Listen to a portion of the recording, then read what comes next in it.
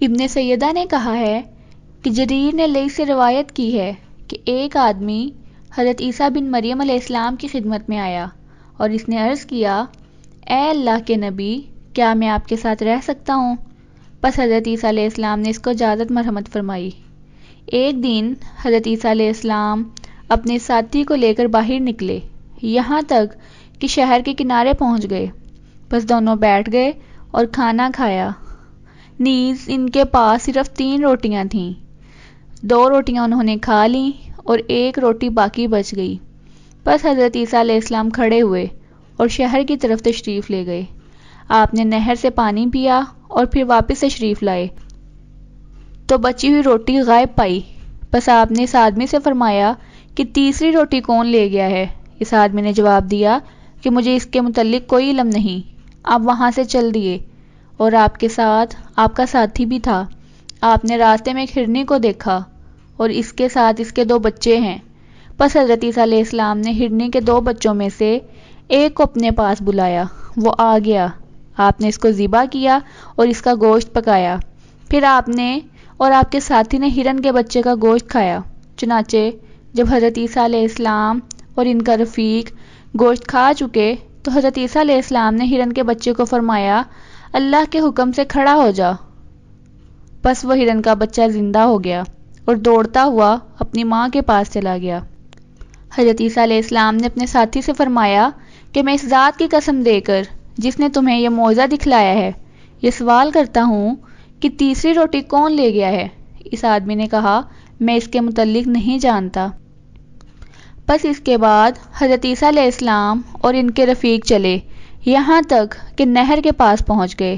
حضرت عیسیٰ علیہ السلام نے اپنے جوتے اتارے اور پانی پر چلنا شروع کر دیا۔ پس پھر واپس آئے اور اس آدمی سے کہا کہ میں تم سے اس ذات کی قسم دے کر جس نے تمہیں یہ معجزہ دکھلایا ہے، یہ پوچھتا ہوں کہ تیسری روٹی کون لے گیا؟ پس اس آدمی نے جواب دیا کہ میں اس کے متعلق کچھ نہیں جانتا۔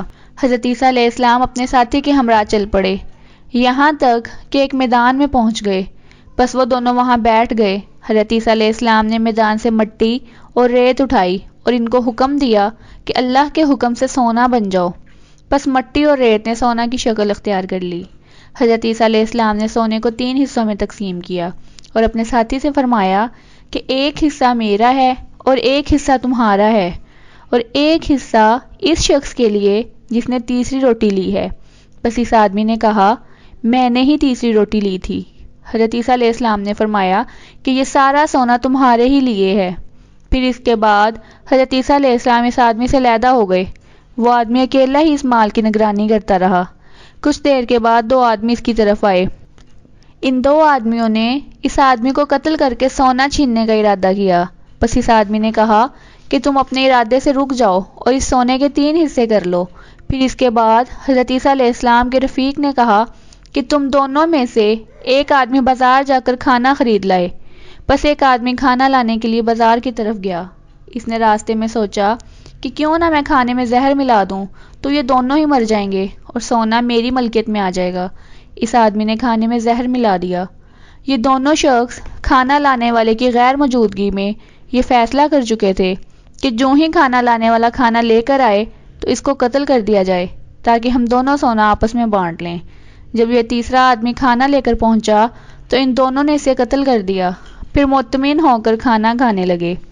کھانا زہر آلود ہونے کی وجہ سے ان دونوں کی موت واقع ہو گئی اور مال اس میدان میں پڑا رہا۔ چنانچہ مال کی ہرس نے ان تینوں کو قتل کر دیا۔